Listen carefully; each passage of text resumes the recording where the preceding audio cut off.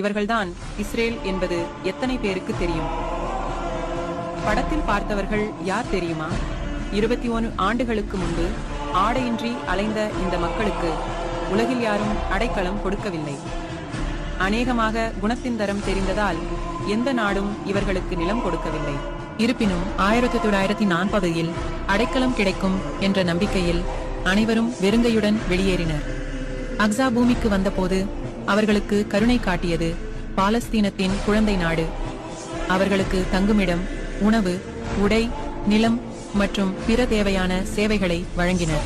ஆம், இவர்கள்தான் இன்றைய இஸ்ரேலியர்கள் அல்லது யூதர்களின் முன்னாள் தலைமுறை.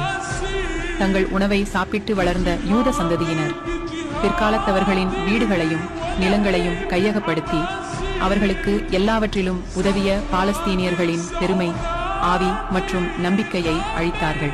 இவர்களின் இரத்தத்தை குடிப்பது தாங்கள் பிறந்த மண்ணை மீட்பதற்காக நிராயுதபாணியாக போராடும் பாலஸ்தீனியர்கள் பயங்கரவாதிகள் என்று அழைக்கப்படுகிறார்கள். சியோனிசத்தின் வாளாக இருக்கும் உலக ஊடகங்களும் இதையே பாடுகின்றன. இதை அவ்வப்போது நினைவூட்ட வேண்டும்.